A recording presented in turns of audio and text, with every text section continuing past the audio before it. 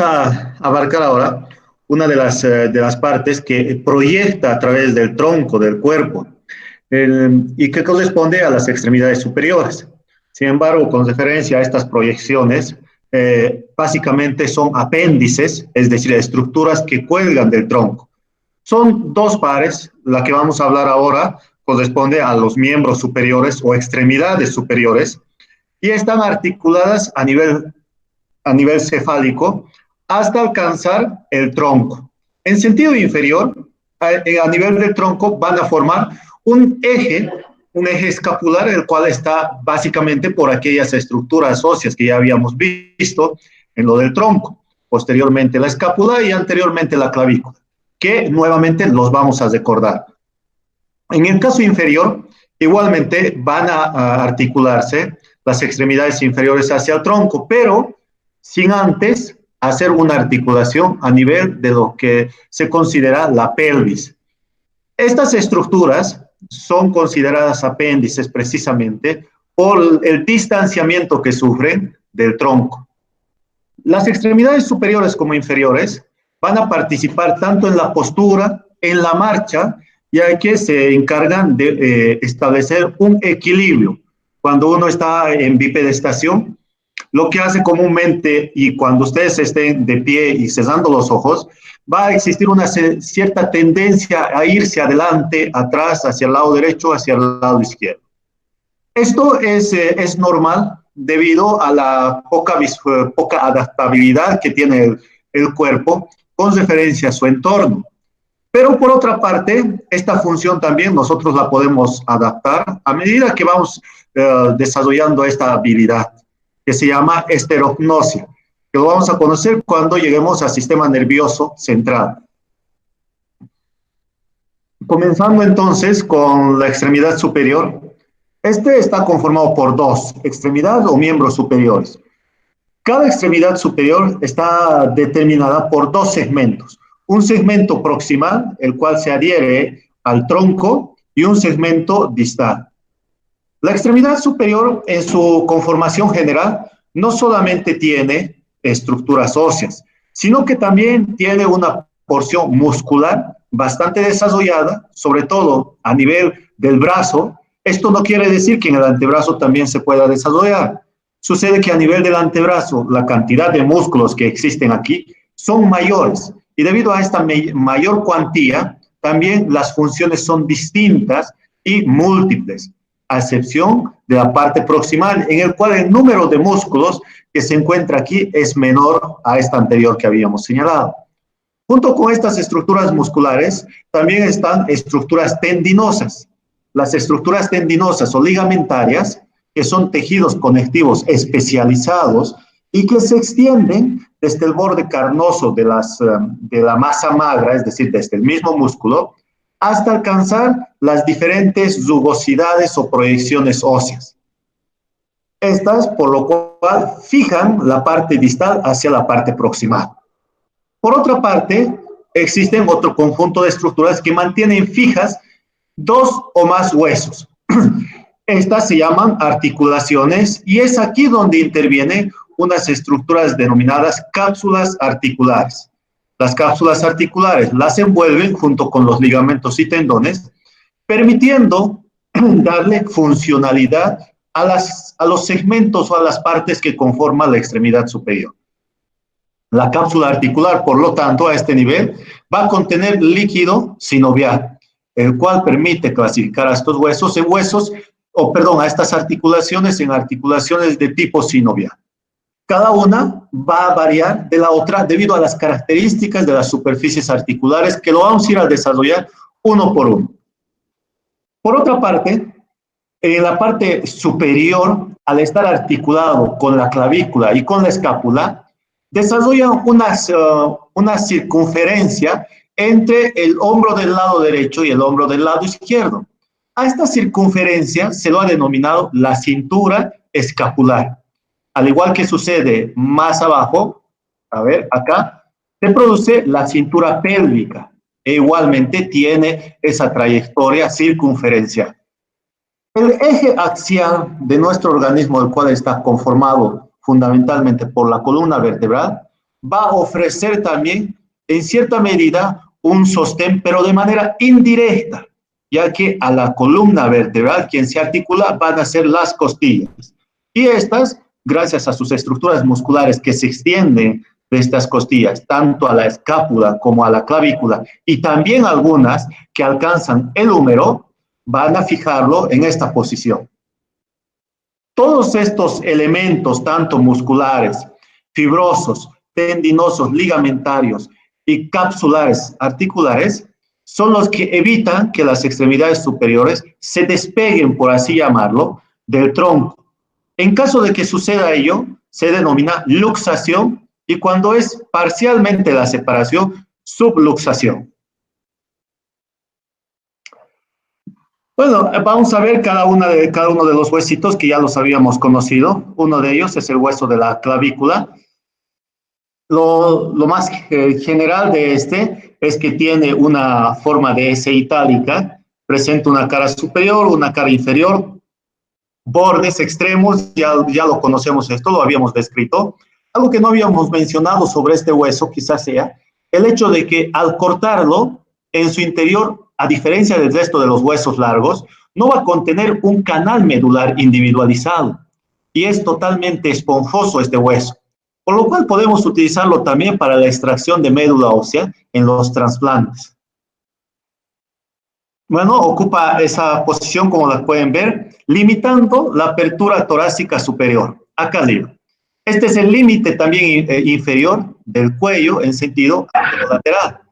Su cara superior va a brindar inserción para músculos que provienen desde el cráneo, como por ejemplo el músculo esternocleidomastoideo, que va a ir a insertarse a nivel de su tercio medial y medio.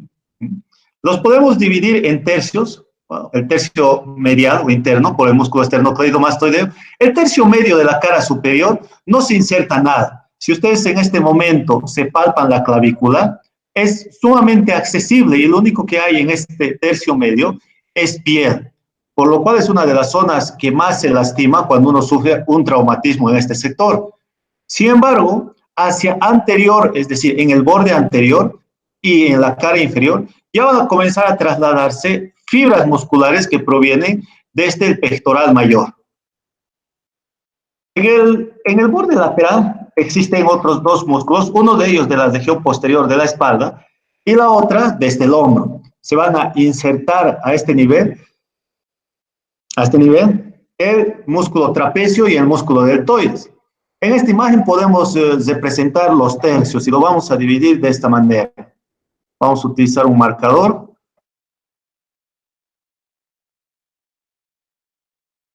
Acá está. Dividimos de esta manera, tercio lateral y tercio medial.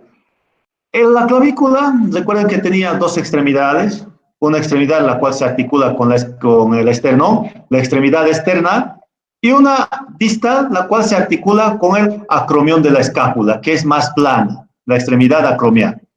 En esta cara superior podemos observar estos tres segmentos o tres tercios. El tercio medio, que corresponde a este sector, básicamente está libre y no ofrece inserción a ninguna estructura, a excepción de este borde anterior donde discurren los músculos del pectoral mayor.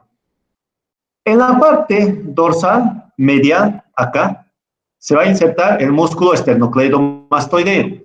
Y lateralmente, también en la cara dorsal, se va a insertar hacia adelante primero fibras provenientes del músculo deltoides, que es el músculo por excelencia que conforma el hombro. Hacia atrás, fibras provenientes, fibras transversas sobre todo, que provienen del músculo trapecio. Vamos a borrarlo esto, si no nos va a interrumpir con las otras imágenes.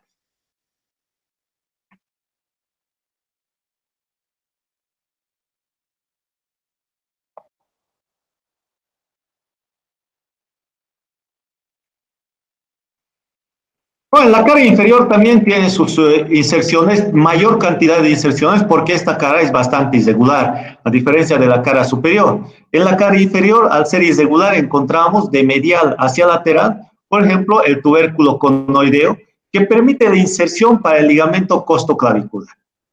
La impresión costoclavicular que se encuentra ahí y sirve para el ligamento costoclavicular. Inmediatamente lateral existe un surco, el cual sirve para la trayectoria de la arteria, la vena y el nervio subclavio, que va a estar protegida por un músculo a este sector. En la parte anterior es el músculo subclavio que lo fija hacia la primera costilla. Lateralmente, este surco tiende a desaparecer hasta encontrar una línea que une dos estructuras. Esta pequeña línea que se observa en la parte inferior corresponde a la línea trapezoidal donde se van a insertar fibras musculares de este músculo, del trapecio. Posteriormente, vamos a ver cómo es que una superficie irregular bastante rugosa se manifiesta, el cual se denomina la tuberosidad para el músculo coracoclavicular. En toda esta estructura externa es bastante plana y favorece a que se forme la articulación del hombro, ya que la articulación del hombro participan tres huesos. Uno de ellos es la clavícula, la otra va a ser la escápula en sentido posterior a través de la apófisis coracoides y lateralmente la cabeza del húmero, que es el hueso que conforma el brazo.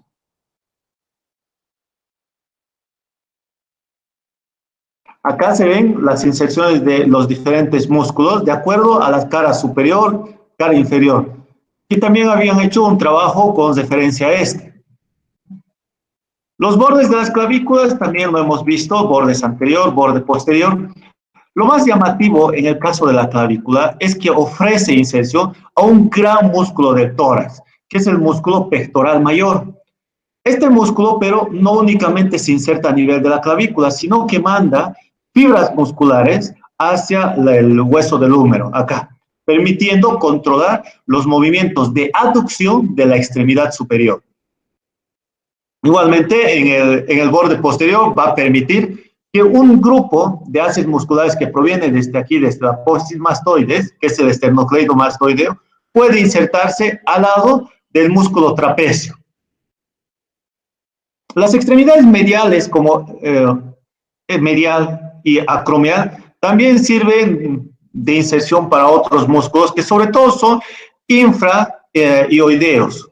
Este es el esternoioideo, el cual va a dirigirse hasta la parte del reborde de la extremidad externa, permitiendo cumplir una función durante la deglución y durante la inhalación.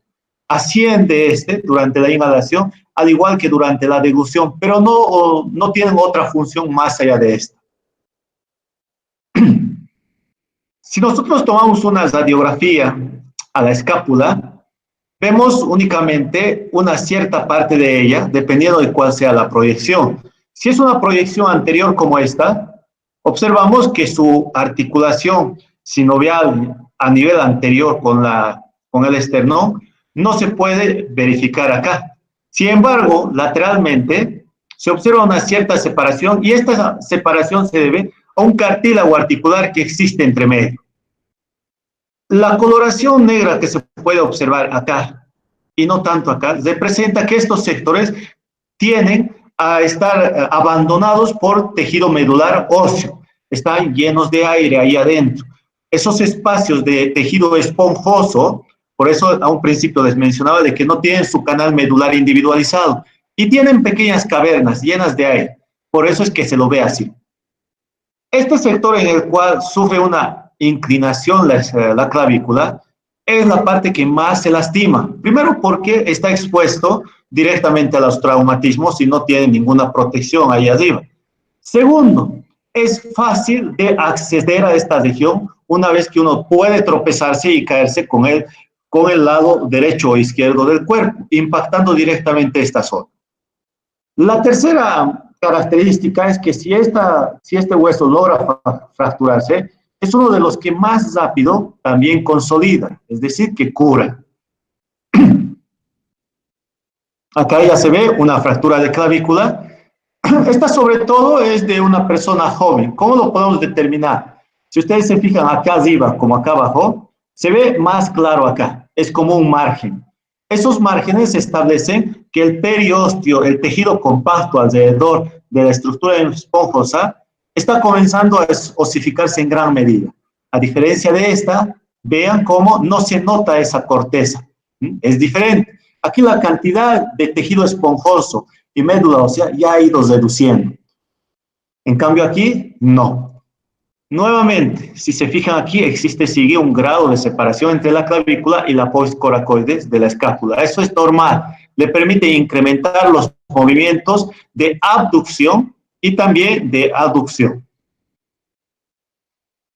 Cuando esto tiene que ser solucionado, pues tiene que, primero, se puede hacer de dos maneras. Una de ellas es introduciendo un clavo intramedular por acá, y si el huesito es demasiado delgado, pues tendríamos que poner una placa metálica. Estas placas metálicas pueden ser de platino, titanio, oro, si tienen más dinero, etc. Las placas que se ponen hay de diferente variedad. Y para fijarlas es necesario introducir unos pernos acá. Por eso es que la mayoría de los traumatólogos son considerados más como carpinteros debido a este uso de instrumentos. La otra estructura que también forma parte de la extremidad superior y que lo habíamos visto con tórax, corresponde a la escápula. Recordaremos algunas de las caras, por ejemplo, la cara costal o la cara anterior, luego tenemos la cara posterior, el borde superior, acá, o el ángulo superior, el ángulo inferior, el borde superior, donde se inserta aquí el músculo elevador de la escápula, en el borde medial, los músculos romboides mayor, romboides menor, además que en la parte inferior tiende a extenderse fibras del músculo cesato posterior. Este hueso es bastante delgado, sobre todo a nivel del cuerpo mismo, donde se forma una fosa, tanto anteriormente como posteriormente. Estas fosas son laminares. En el caso anterior nos va a permitir observar estas impresiones, las impresiones costales. Y en la parte posterior vamos a encontrar una fosa ocupada por músculo bastante macizo, que es el músculo sub o infraespinoso. En cambio, acá adelante, el subescapular. Inmediatamente superior a ella se forma una proyección transversa del hueso que se denomina la espina de la escápula. A esta espina también se dirigen músculos provenientes del trapecio y lateralmente músculos provenientes del músculo deltoides hacia acá. A medida que va discutiendo lateralmente la apófisis espinosa o la espina de la escápula, se va aplanando en forma de abanico. Esta estructura en forma de abanico es la apófisis acromial o acromión. Es la otra estructura que permite formar la articulación del hombro. Hacia abajo, continuando y lateralmente a la fosa infraescapular, los márgenes que se forman a cada lado tienen un mayor grosor que la parte central. Estos márgenes tienen estas características porque son de inserción muscular. En la parte interna, las costillas van a ser las que formen estas crestitas, las crestas costales. En sentido superior, hacia la espina escapular, se forma otra fosa de menor profundidad, denominada fosa supraescapular, y que está ocupada también por el músculo del mismo nombre. En la parte ya lateral, el borde superior o el margen superior de la escápula tiende a deprimirse, formando la escotadura escapular. Esta escotadura escapular permite el paso de la arteria subescapular. Sin embargo, inmediatamente superior a ella, se forma un ligamento. Este ligamento escapular permite que esta escotadura se vuelva en un conducto. Superiormente va a pasar la vena, inferiormente la arteria. Hacia adelante de esta escotadura se proyecta una apófisis, hacia adelante y hacia atrás, la apófisis coracoides, que también forma parte de la articulación del hombro y va a permitir la inserción de algunos haces musculares que provienen desde el brazo corto del bíceps braquial. Lo vamos a volver a mencionar. Hacia lateral e inferior a esta estructura, como al acromión, se forma una fosa. Esta fosa se llama la cavidad glenoidea y es donde se va a articular con la cabeza del húmero, formando una articulación de tipo esferoidal. Bueno, los bordes medial, lateral que los habíamos descrito. Aquí están las inserciones musculares de los músculos supraespinoso, infraespinoso. Lo más llamativo de estos músculos es que se insertan sin un tejido ligamentario tendinoso. van a insertarse directamente en el mismo periósteo que envuelve o protege al hueso. Lateralmente, si vemos la cavidad glenoidea, tiene esta apariencia. En primera instancia, presenta a su borde, la cavidad glenoidea, una estructura fibroelástica, que es la que permite compactar perfectamente la cabeza del húmero. Esta estructura compacta, más los ligamentos que van a permitir formar la articulación del hombro, evita que el hombro sea fácilmente desarticulado, permitiendo fijarlo de manera firme a esta estructura, no solamente por este disco articular, sino también por los ligamentos que alrededor de ella se encuentran y que pertenecen tanto al mismo hueso del húmero como también a estructuras musculares. Sin embargo, en la parte posterior e inferior discurren un conjunto de vasos sanguíneos de los cuales tenemos que tener cuidado. Y hacia la parte anterior-inferior, una estructura que en general engloba a los tendones del músculo supraespinoso, infraespinoso del redondo menor y el subclavo. Estos tendones van a permitir igualmente que la articulación del hombro actúe a manera de una polea firme. Son el manguito del rotador, que dentro de un momento lo vamos a ver. ¿No? Son las estructuras mismas que ustedes habían descrito en sus trabajos. Este ligamento que se extiende desde la extremidad acromial de la clavícula y va a insertarse en el acromión del hueso escapular, limita el espacio que existe acá, de manera que el hombro o la cabeza del húmero no se dirige hacia arriba. Pero por otra parte, este ligamento, el coracoacromial, tiene una gran cantidad de fibras elásticas como colagénicas, por lo cual permite extenderse hasta cierto grado la articulación del hombro. Después de que se rompen estas resistencias, se desarticula, se luxa.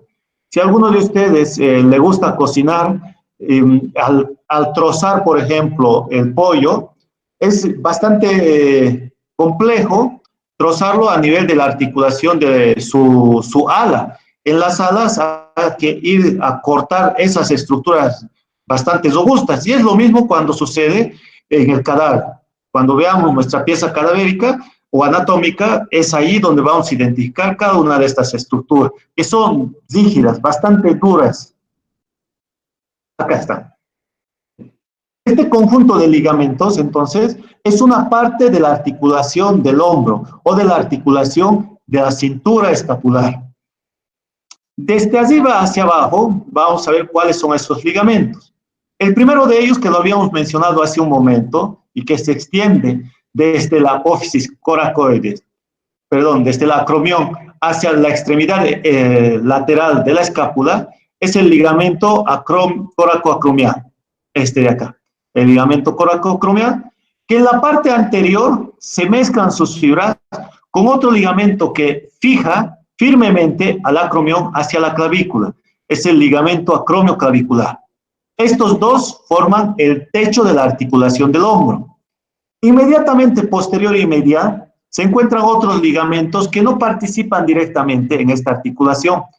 Pero si no existieran estos ligamentos, la articulación del hombro fuera bastante laxa. ¿Cuáles son estos dos ligamentos?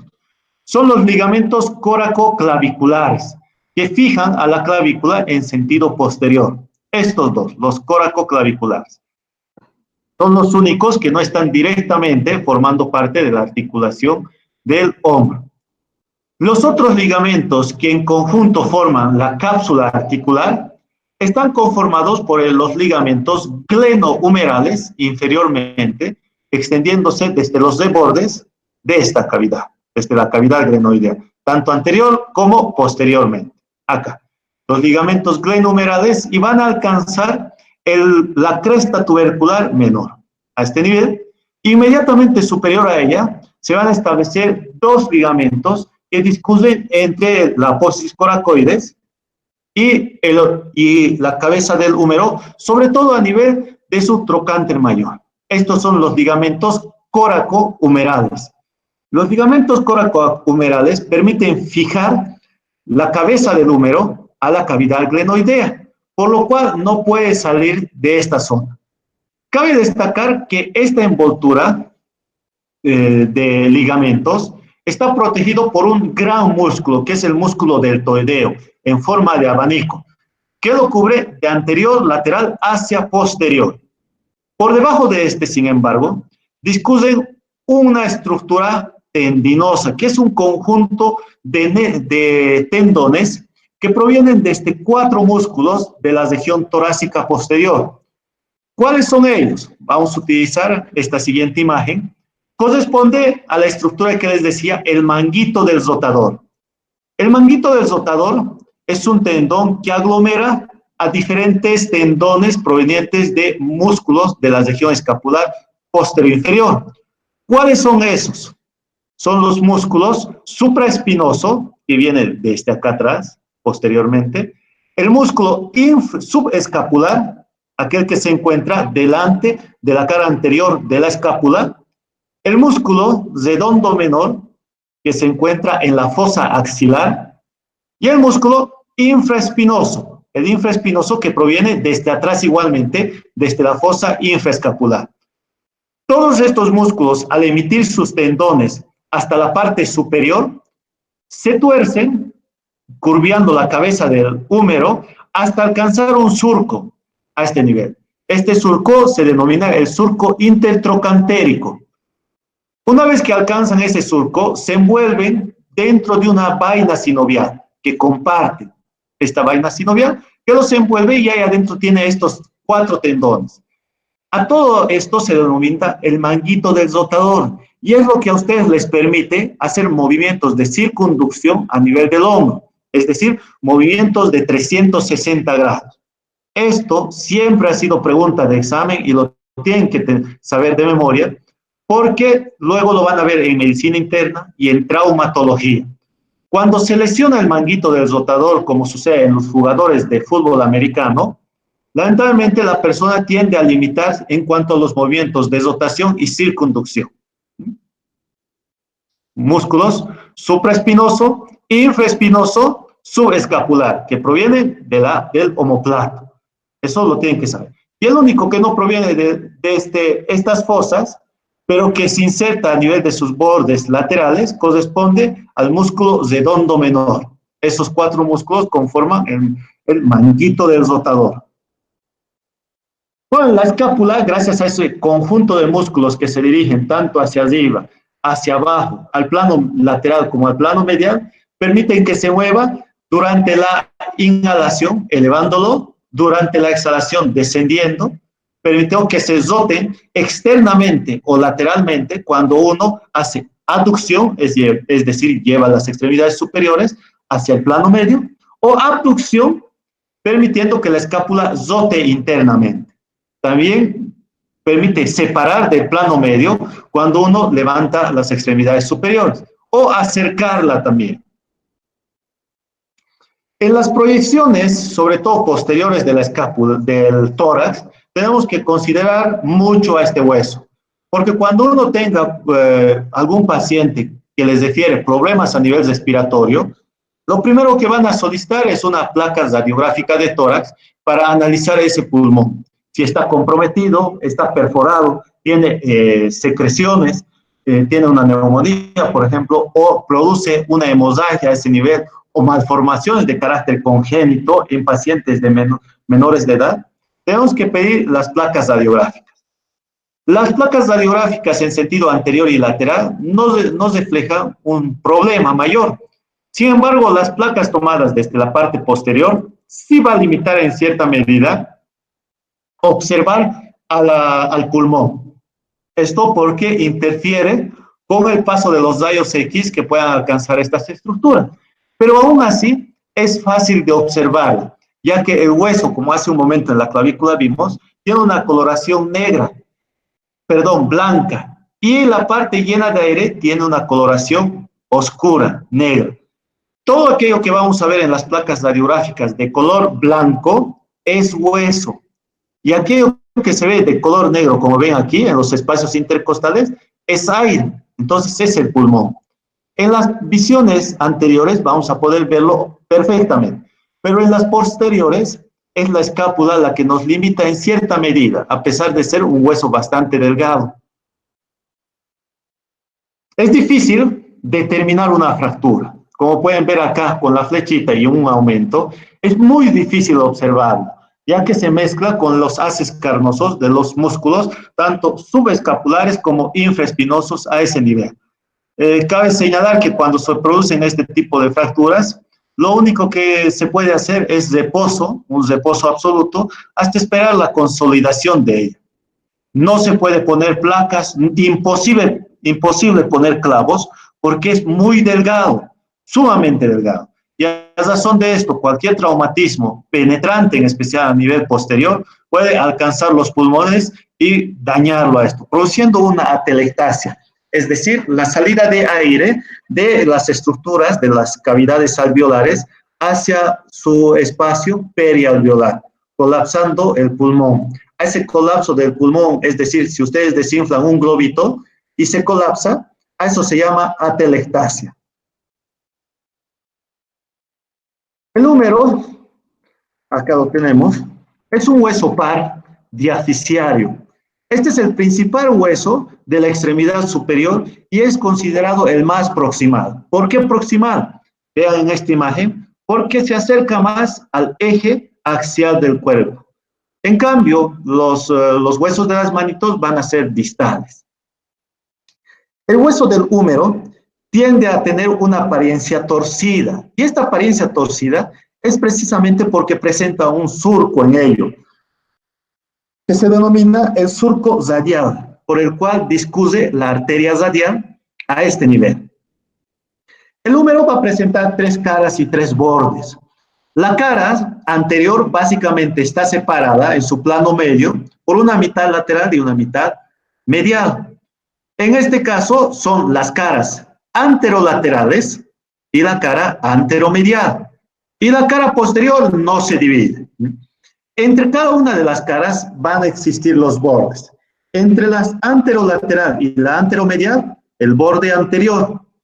Entre la cara anterolateral y posterior, el borde lateral.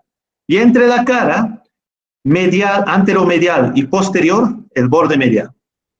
En esta vista que tenemos acá, que es una vista posterior del húmero, encontramos, como también en la cara anterior, diferentes partes. En términos generales, al tratarse de un hueso diafisiario, presenta un cuerpo llamado diáfisis. Este es su cuerpo. 2 extremidades, una extremidad superior, una extremidad inferior. En la extremidad superior, acá, o la extremidad cefálica también, o proximal, vamos a ver medialmente cómo el húmero se proyecta en una forma de semiesfera. ¿Por qué semiesfera? Porque los diámetros de estos tienden a variar en milímetros para considerarse una esfera completa. Esta es la cabeza del húmero y está cubierta por un cartílago articular. Ese cartílago articular tiene la función de evitar el desgaste de la cabeza del húmero. Y al ser esférica, va a introducirse perfectamente hacia la cavidad glenoidea. Recuerden que la cavidad glenoidea es cóncava y a su alrededor tiene su cartílago articular. Inmediatamente, látero inferior a la cabeza del húmero, la estructura de este mismo hueso cambia y se vuelve más rugosa y pierde bruscamente el cartílago articular. Este sector de menor tamaño se denomina el cuello anatómico. El cuello anatómico porque lo podemos identificar a simple vista debido al menor grosor que tiene con referencia a la cabeza. Seguimos descendiendo lateralmente y en la cara posterior, que es esta, y encontramos 2 proyecciones óseas, las cuales se manifiestan pero en gran medida y son rugosas, correspondientes al tubérculo mayor, de mayor notoriedad lateralmente, y al tubérculo menor medialmente. Entre ambos tubérculos, o trocánteres también que se los puede denominar, existe un canal. Este canal, denominado el canal intertubercular, permite que los tendones que conformaban la cuerda del manguito del rotador discurra entre ellos. Una vez que van descendiendo, ambos tubérculos mayor y menor, al descender forman unas crestas, las crestas tuberculares. Serán cresta tubercular menor, cresta tubercular mayor. ¿Eh? Que al ir descendiendo se comienzan a desaparecer en el cuerpo o la diáfisis del hueso del húmero. Y alcanzando el cuerpo humeral hacia la parte lateral, se forma una especie de meseta, una gran tuberosidad que sirve de inserción para el músculo deltoides. Este se llama la tuberosidad deltoidea. Siguiendo esta tuberosidad deltoidea, inferiormente vamos a encontrarnos con dos crestas, una cresta lateral y una cresta medial, que se encuentran superior a dos proyecciones óseas, tanto medial como lateral, que son los denominados epicóndilos, epicóndilo lateral y epicóndilo medial. Como están superior a los epicóndilos, se denominarán crestas supracondíleas, lateral y medial. Entre ambas crestas supracondíleas van a existir unas fositas. Estas fositas permiten la introducción primero de unas estructuras óseas que provienen desde el hueso que se encuentra en el antebrazo, denominado cúbito, como también del radio. El radio, que se encuentra en esta otra imagen, pueden ver, el radio se encuentra lateralmente y el cúbito medialmente, van a hacer una impresión en estas fositas, por lo cual van a recibir ese nombre.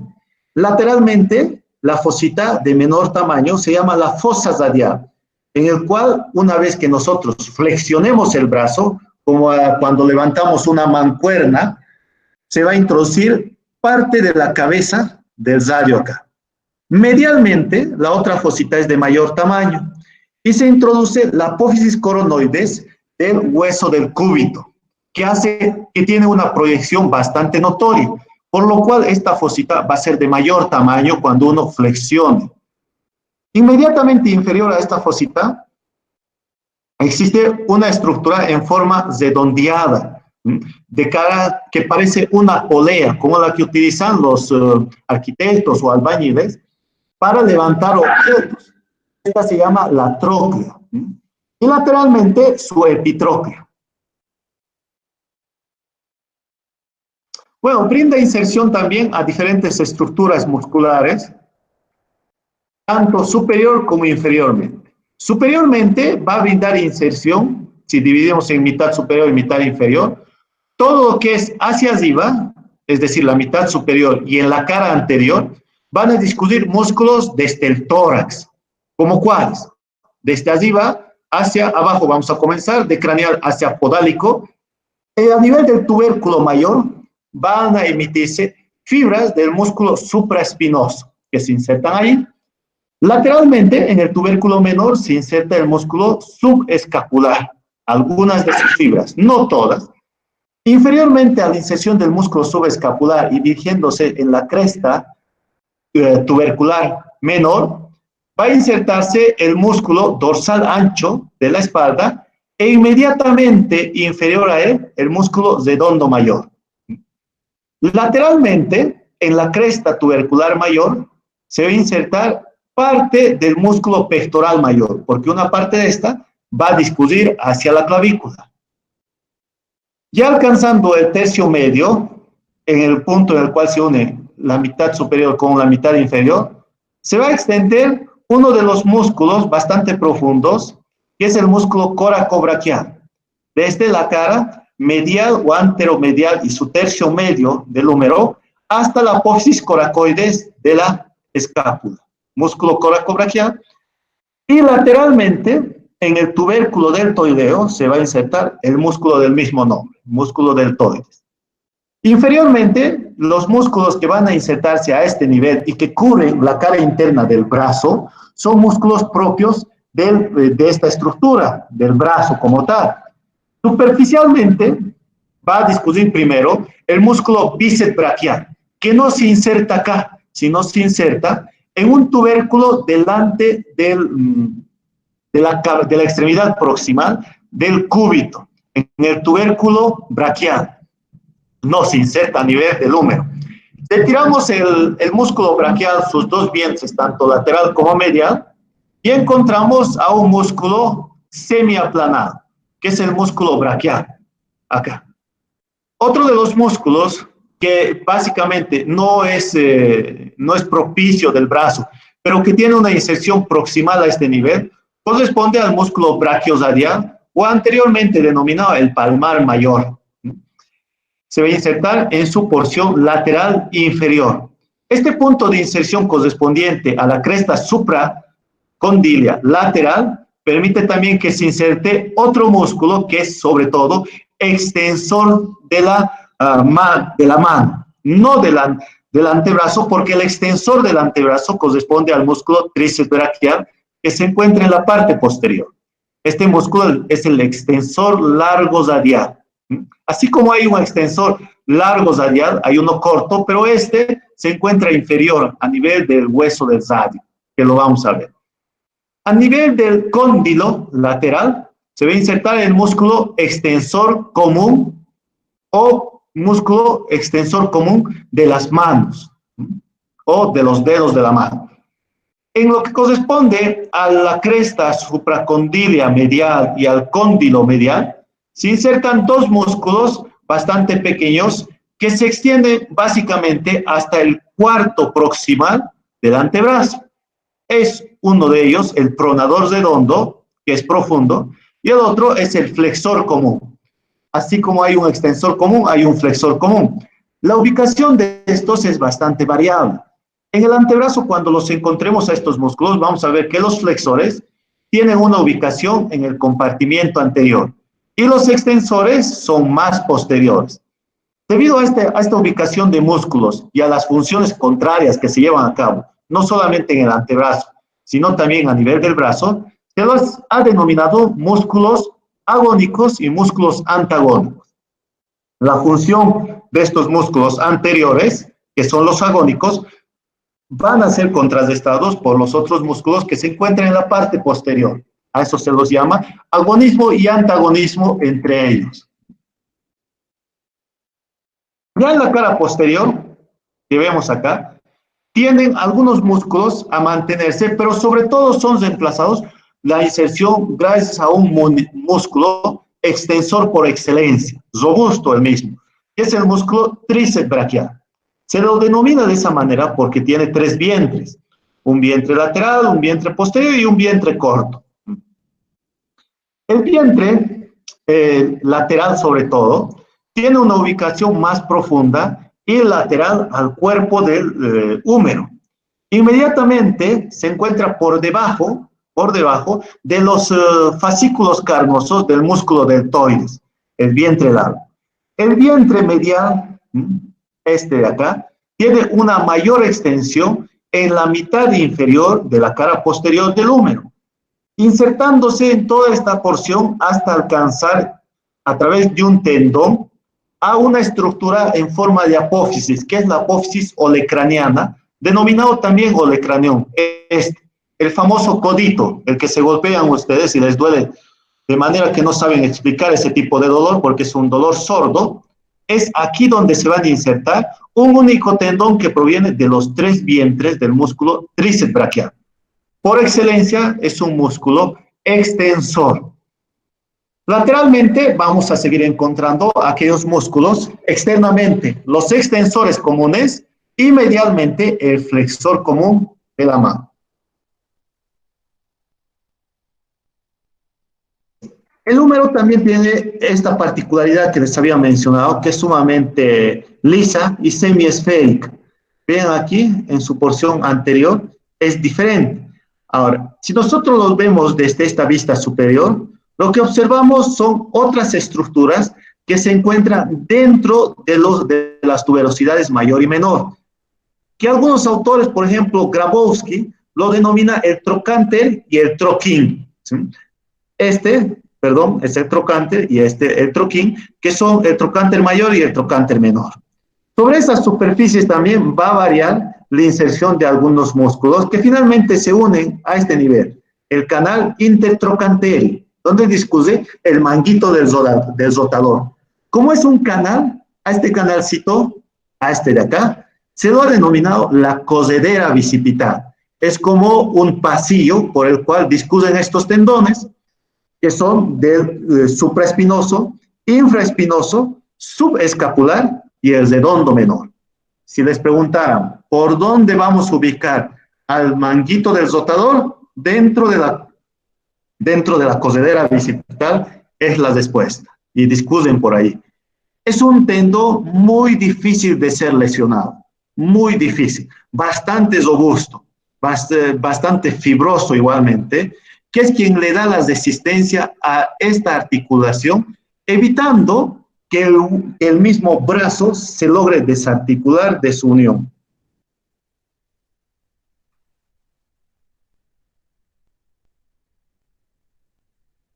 Bueno, ahí hay algunas superficies también que señala donde se insertan algunos músculos, además de la parte descendente de las crestas trocantéricas mayor y menor, como por ejemplo en las caras medial, lateral y superior del trocánter mayor, que discurren precisamente estos músculos correspondientes al manguito del rotador. El supraespinoso, a nivel de la porción del ápex, el vértice o la cara superior de la tuberosidad mayor. Inmediatamente inferior hay una superficie lisa, en forma de escotadura, que es la cara medial de este trocánter, donde se va a insertar fibras del músculo infraespinoso. Y luego viene el músculo redondo menor. El redondo menor que discurre desde el borde lateral de la escápula y va a insertarse a ese nivel. El redondo mayor tiene una inserción inferior sobre la cresta tubercular menor. ¿No? Aquí está la cosedera bicipital, se observa así, es muy notorio esto. Es difícil que uno no lo pueda observar. Es una de las estructuras más fáciles de ver, pero lo que llama también la atención en este sector de la cabeza cerca de la cabeza del húmero, es que estos tubérculos, o el trocánter mayor y el trocánter menor, están bastante perforados debido a las arterias nutricias que se introducen a él. Es un hueso que tiene el canal medular bastante individualizado. Sí la vamos a poder ver al hacer el corte. Y este número de orificios que corresponden a sus arterias o vasos nutricios, no hay que confundirlo cuando veamos un huesito del húmero con grados de osteoporosis. En la osteoporosis, los agujeritos que se ven parecen más como una esponja que lo hubiesen puesto en el sol. Si ustedes ponen la esponja al sol, por lo menos una semana, y luego van y lo agarran, se destroza fácilmente en sus manos. Y sucede lo mismo con el hueso osteoporótico. Cuando ustedes se acercan y lo tocan, se va a comenzar a desintegrar en sus manos.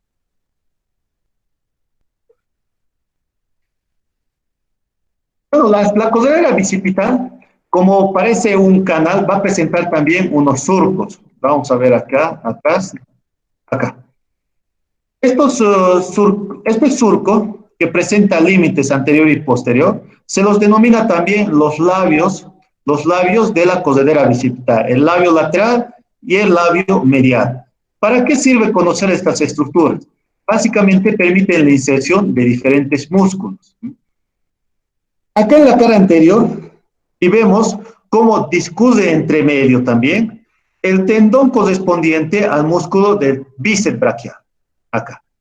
Y va a atravesar el mismo hasta alcanzar la parte superior y cruzar la cavidad glenoidea en su porción superior, hasta insertarse en ese borde, en el borde superior de la cavidad glenoidea. Sin embargo, el vientre largo, va a discurrir hacia la apófisis coronoides. El bíceps braquial, al juntarse en la parte inferior, van a tener un solo tendón, van a compartir este tendón, el cual se dirige hasta alcanzar la inserción del tubérculo del radio, acá. Es por este motivo que produce la flexión del mismo. La tuberosidad del radio está cubierta por una fascia, que es la fascia que envuelve al antebrazo. Esta fascia, que se va a extender luego hacia el bíceps, se va a llamar la aponeurosis bicipital. Todo el músculo que se encuentra acá en la parte anterior correspondiente al bíceps va a estar inervado por un nervio que proviene desde las raíces nerviosas cervicales número 5, 6, 7, 8 y la torácica número 1. Y en conjunto forman el plexo braquial. Plexo braquial porque es una red enmarañada de varios nervios.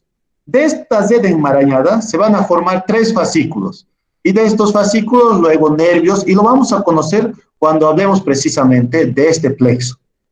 Los nervios que lo van a inervar a este músculo provienen entonces de estas correspondientes al nervio musculocutáneo. Entonces es un músculo que, a pesar que se encuentra en la cara anterior, este músculo no es por excelencia flexor. Cuando va uno al gimnasio, por ejemplo, quiere trabajar más los bíceps y uno hace las mancuernas constantemente, pero las mancuernas van a trabajar más a este otro músculo, el músculo braquial, que se inserta a nivel del tubérculo del cúbito. Este sí es un músculo más flexor. El músculo del bíceps braquial, sin embargo, es un músculo por excelencia supinador, por lo cual los movimientos de supinación van a ser los que permitan que este músculo se desarrolle más, y no así precisamente cuando uno flexiona la articulación del codo. El músculo que se encuentra inmediatamente inferior al bíceps braquial y que lo acabamos de mencionar, que corresponde al braquial, se apoya sobre la mitad inferior del húmero, pero este se dirige desde la parte superior correspondiente a la apófisis coronoides, apófisis coracoides, pero no en toda la apófisis coracoides, sino que distalmente en su vértice o en la punta de esta. Este músculo del braquial va a extenderse hasta la tuberosidad del radio, pero desde la mitad inferior de la cara anterior del húmero. Inmediatamente superior a él existe otro pequeño musculito, que es este, correspondiente al músculo coracobraquial. Este coracobraquial va a terminar por insertarse en la cara medial del húmero. Estos 3 músculos corresponden a los músculos de la cara anterior del brazo. Cuando nosotros lo vemos en su integridad así, vamos a observar al vientre largo, que tiene una ubicación anterior, el vientre corto una ubicación lateral. Retiramos y en la profundidad, en la mitad inferior, el músculo braquial, y en la mitad superior, el coracobraquial.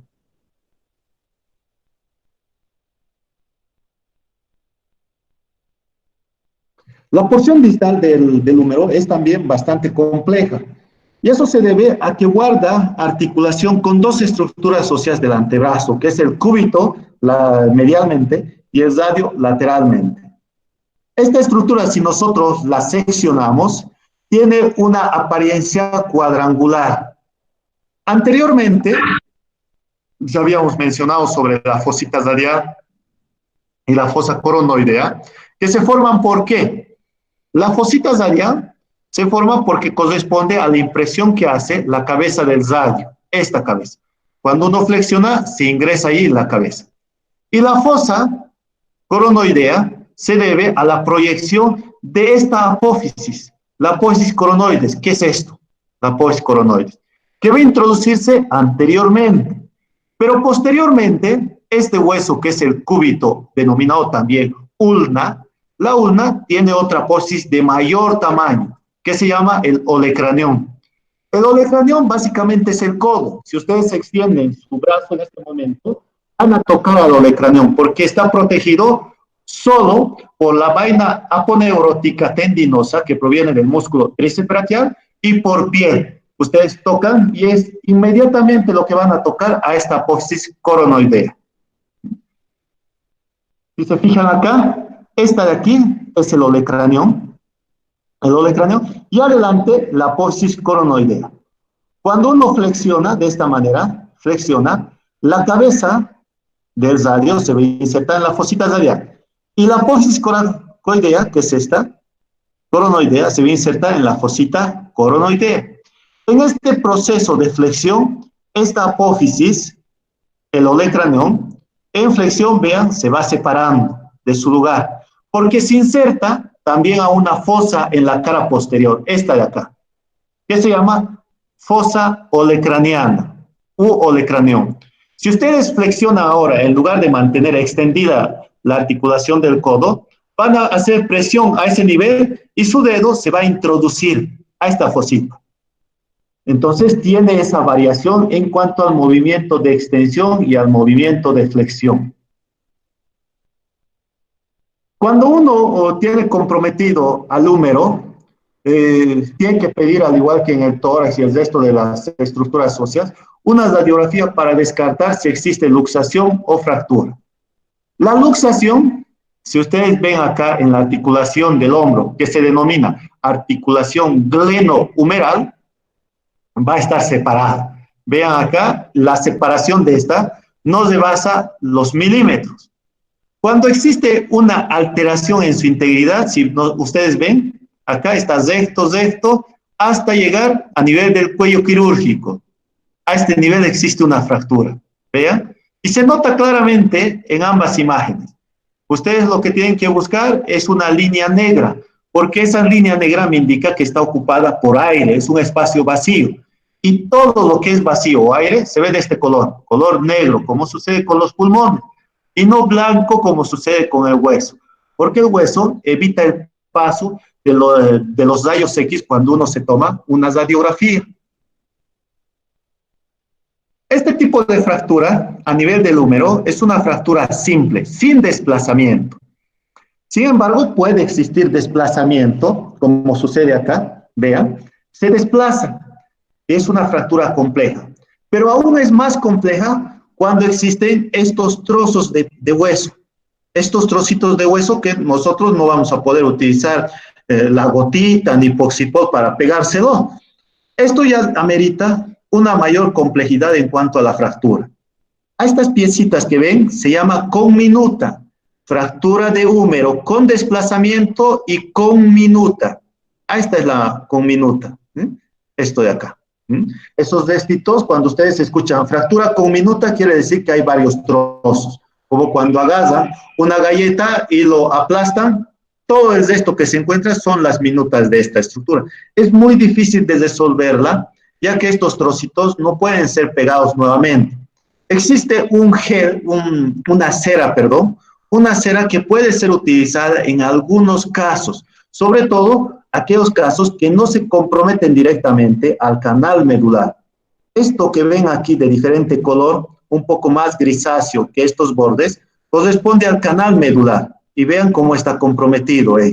Si nosotros ponemos algún elemento químico acá, una sustancia extraña, pues va a repercutir a nivel de la formación de sangre, porque aquí dentro de la médula ósea se producen glóbulos rojos, es decir, componentes de la sangre.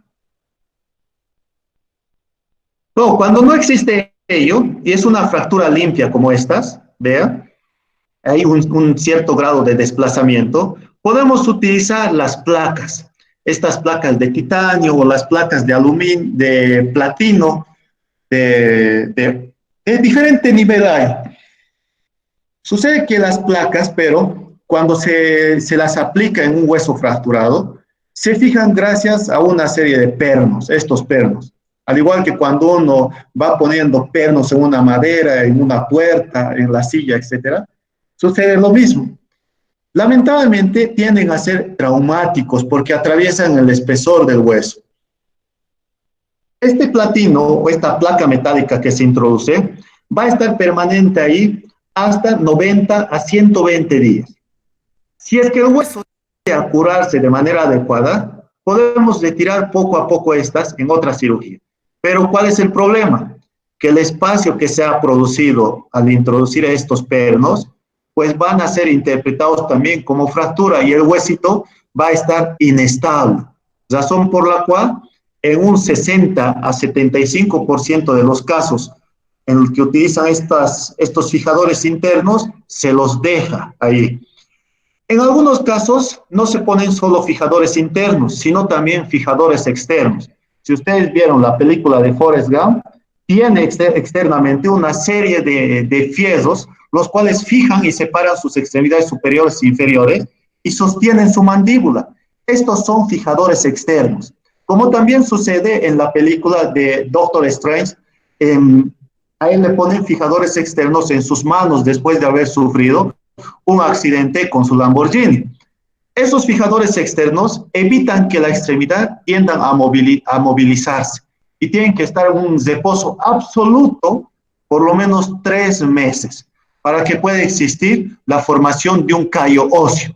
El callo óseo es indispensable que se forme en el huesito fracturado para que dé soporte. Pero este callo óseo, cuando logra crecer demasiado, es perjudicial, ya que puede avanzar a un osteoma, es decir, un cáncer de hueso. Este callo óseo es exactamente igual que cuando ustedes, cuando eran traviesos, agarraban la ramita de un árbol y lo doblaban sin romperlo del todo, se formaba una masa, un bulto ahí, que tenía todas las características de la corteza del árbol. Ese bulto que se forma es un callo. En el huesito sucede lo mismo.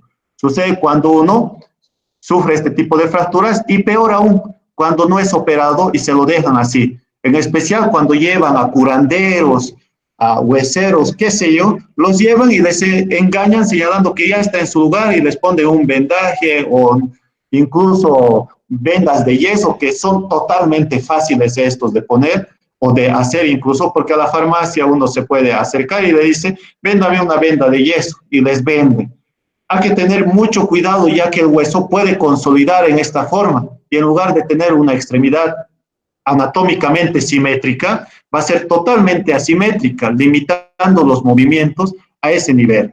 Hay que tener mucho cuidado, por costumbre algunos en nuestro país, por ejemplo, y países vecinos igualmente, prefieren ir hacia los chamanes, curanderos, hechiceros, hueseros, etcétera. Y pues como tienen miedo a la cirugía, pues hacen peor y les lastiman. Otros, en lugar de ponerlo en su lugar, hacen otra fractura más todavía. Hay que tener mucho cuidado en asistir a estos lugares. La otra estructura ósea que corresponde a la extremidad superior se encuentra a nivel del antebrazo. La primera de ellas vimos que es el hombro, la segunda el brazo, la otra la articulación del codo, que luego lo vamos a mencionar después de terminar esto del antebrazo. Viene el antebrazo, luego la articulación de la muñeca o la articulación del carpo, también que tiene sus particularidades, ya que está conformado por 8 huesos distribuidos en 2 hileras. Luego viene la mano y finalmente las falanges o los deditos, que están conformados igualmente por diferentes huesos. A nivel del antebrazo, estos 2 huesos llevan diferente ubicación. Son el radio y el cúbito. El radio, lateralmente, tiene esta posición y es el que se mueve en los movimientos de pronación y supinación. El hueso que se encuentra medialmente, que pueden ver aquí, corresponde al hueso del cúbito, denominado también la ulna. En algunos libros lo van a encontrar como ulna, sobre todo en los libros más recientes. Son huesos diaficiarios o huesos largos, ambos, y tienen un cuerpo central y 2 extremidades distal, 2 extremidades, una distal y otra proximal, ambos huesos, tanto la ulna como el radio. Presentan 2 tipos de articulaciones. Una articulación de ella, que es proximal y distal, correspondientes a la articulación radiocubital, proximal acá, y radiocubital distal, entre el radio y el cúbito. Pero también ambos huesitos presentan otro tipo de articulación, tanto con el húmero como también con la primera hilera de huesos. Hacia arriba van a formar la articulación del codo y hacia abajo la articulación de la muñeca o del carpo. Estos 2 huesitos se encuentran conectados por una vaina membranosa acá en el plano central, denominada la membrana interósea, que conecta los bordes mediales o bordes interóseos de ambos huesos. En el caso, ambos huesos tienen 3 caras y 3 bordes. El borde, por ejemplo, del hueso radial, el borde que se encuentra hacia su plano medio, se llama borde medial o borde interno. El borde que se dirige hacia el radio en relación a la ulna corresponde al borde lateral o borde externo de la ulna. Entre ellos es donde se extiende la membrana interósea. Ahora, cada uno de ellos tiene diferentes características. En el caso del hueso del radio, es un poco más delgado que el hueso del cúbito. El radio en su extremidad proximal va a presentar su cabeza y un cuello. A nivel de la cabeza presenta una superficie excavada, denominada la meseta radial. Esta meseta radial, inmediatamente inferior a ella, se forma una estrechez, el cuello del radio. Anteriormente al cuello del radio, acá tenemos la tuberosidad radial, donde se va a insertar el tendón del músculo bíceps braquial. Va descendiendo y el cuerpo tiende a tornarse un tanto irregular y torcido debido a que sus tres caras, la cara anterior que es esta, la cara lateral que mira hacia afuera es esta de acá, la cara lateral, y la cara medial que mira hacia el plano interno, esta de acá. Van a presentar tres bordes. Estos bordes corresponden al borde anterior, posterior y lateral. Estas caras igualmente sirven de inserción, al igual que en el húmero, para músculos provenientes desde el brazo y algunos que nacen a este nivel. Ya habíamos hablado de uno de ellos que corresponde al músculo bíceps braquial en la parte correspondiente al tubérculo radial. Inmediatamente hacia afuera, es decir, hacia el lado y en el tercio superior acá, se va a insertar el músculo supinador. El músculo supinador, hacia abajo, en el plano ya medio o en su tercio medio, el músculo pronador redondo, que dijimos que se extendía desde el epicóndilo medial del húmero y va a extenderse hasta esta zona. Otro músculo que ocupa la porción más inferior, acá abajo, van a dar inserción a dos músculos. Estos músculos son sobre todo extensores de la articulación de la muñeca y se van a llamar músculos extensor radial largo del carpo y el extensor radial corto del carpo. Esos son los músculos que participan sobre todo en la extensión del dorso de la mano, es decir, llevar hacia atrás esta. Bueno, la cara posterior sobre todo, ¿dónde está otra imagen? Acá. La cara posterior va a estar cubierta por los músculos extensores. Estos músculos extensores, el extensor común, el extensor propio del meñique y el extensor largo del dedo gordo, que van a estar en esta cara posterior. Si nosotros seccionamos el radio, si lo seccionamos, tiene esta forma, pero depende del lugar en el cual se haga la sección. Si este corte se realiza a nivel del cuello, va a ser más circular. Si se realiza a nivel del tercio medio de la diáfisis, va a ser más piramidal, como se observa, y en la parte inferior va a tener una apariencia más cuadrangular. Extendiéndose anteriormente, y quien va a proporcionar básicamente el borde anterior del radio, corresponde a una cresta que se dirige desde la parte inferior, desde la tuberosidad del radio, hasta alcanzar el tercio inferior de este hueso, que se llama la línea oblicua. Esta línea de acá, que cubre a su agujero nutricio de este hueso en la parte medial, albergando a los músculos exflexores profundos de la mano, acá adentro. Una vez que hace esta delimitación, medialmente encontramos a su borde interóseo o borde interno o medial, del cual se extiende desde si nosotros dividimos este borde en tercios, en cuartos, cuarto superior, cuarto superomedial, inferomedial e inferior. Estas dos cuartas partes de acá sirven de inserción para la membrana interósea. Superiormente va a estar libre, ya que discurre por ahí, una arteria que se va a introducir hacia la membrana interósea. Esta es la arteria radial. Y como también el nervio lo acompaña. E inferiormente va a servir para que abandonen también las estructuras vasculonerviosas en la profundidad y se dirijan tanto al dorso de la mano como a la palma de la mano. Ya en la parte inferior, si nosotros vemos, hacia lateral, el hueso del radio va a manifestarse emitiendo una apófisis. Esta apófisis es bastante superficial y nosotros lo podemos percibir a nivel de la trayectoria del dedo pulgar y se llama apófisis estiloides del radio.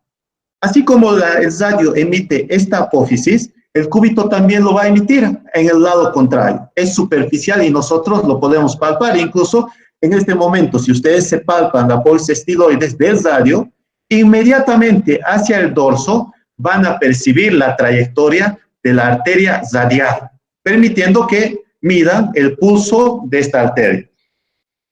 Hacia atrás van a discurrir una serie de surcos, estos surcos, que corresponden precisamente a aquellos músculos que provenían desde la parte superior, correspondientes al surco del tendón del músculo extensor largo del carpo y al surco del músculo extensor corto del carpo. En algunos casos hablan de los músculos extensor radial corto del carpo y extensor radial largo del carpo, agregándole esta terminología de radio porque es en el mismo hueso. Lateralmente va a discurrir el músculo opositor del dedo pulgar y flexor del dedo pulgar. La cara inferior, porque tiene una cara inferior este huesito, corresponde a aquel que se apoya en la primera hilera de los huesos de la articulación de la muñeca. Pero no se va a poner en contacto con todos los huesos, sino particularmente con dos de ellos, que es de afuera hacia adentro, el hueso escafoides y el otro el semilunar. Debido a que se ponen en contacto con ellos, forman unas depresiones, unas fosas en ellos.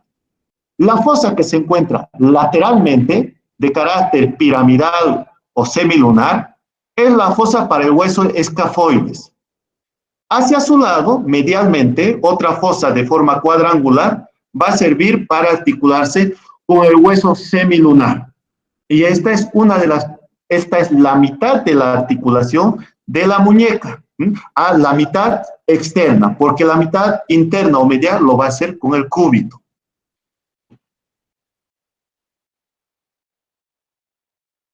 Bueno, esos son los surcos que les mencionaba, los surcos mediales laterales, que son para el extensor de los dedos, del índice, del pulgar. Y estos son los otros dos surcos, dos al lado derecho, dos medialmente y dos lateralmente. Las que son medialmente, estas de acá, que corresponden a los tendones extensores, y estos que son lateralmente para los del carpo, largo y corto. También los abductores que van a llegar así. Y esta es la distribución de esos surcos. La parte lateral, esta es la parte lateral donde se encuentra la apófisis estiloides, correspondiente a este o a este. Esta porción lateral tiene dos surcos, presenta un primer surco, el cual se encuentra más dorsal. Este primer surquito que está acá va a dirigir al tendón del dedo pulgar y es extensor porque es dorsal. Es el tendón extensor largo del dedo pulgar, acá. Inmediatamente inferior a este, y seguimos sobre la misma apófisis estiloides del radio, va a discurrir otro de los tendones, que es el tendón extensor, pero de los dedos, el segundo, tercer y cuarto dedo, es decir, del índice, medio y anular, como también el tendón propio del músculo del dedo índice, o extensor propio del índice. Pasando el vértice, o sobre el vértice mismo de la apófisis estiloides, vamos a encontrar otros dos tendones, que ya se dirigen hacia el plano medial o interno. En la cara, por ejemplo, esta porción la vamos a llamar porción lateral porque se dirige hacia afuera, y esta porción medial porque se dirige hacia adentro. La porción que se encuentra inmediatamente medial van a corresponder a tendones abductores, o separadores, abductores. Y las que se encuentran lateralmente van a ser opositores del dedo pulgar.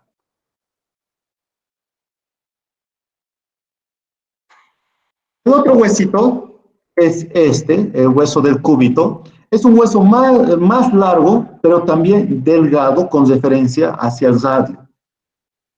Este hueso permite dar soporte hacia los músculos que se encuentran hacia el plano medio, que son músculos sobre todo flexores en la parte anterior y extensores en la parte posterior. Se pone en contacto directo con los músculos flexor común de los dedos de la mano, como también van a estar hacia arriba, permitiendo que el músculo pronador redondo cruza y alcance al radio. Y en sentido inferior va a ofrecer la inserción de otro músculo pronador, el músculo pronador cuadrado, que tiene esa forma cuadrilátera a este nivel. Al igual que en el cúbito y en el húmero, presenta tres caras, tres bordes, su cara anterior, la cara posterior y la cara medial. A nivel de la cara medial, entre la cara medial y la cara posterior, por ejemplo, se va a formar un borde, es el borde interóseo, que se dirige hacia el radio.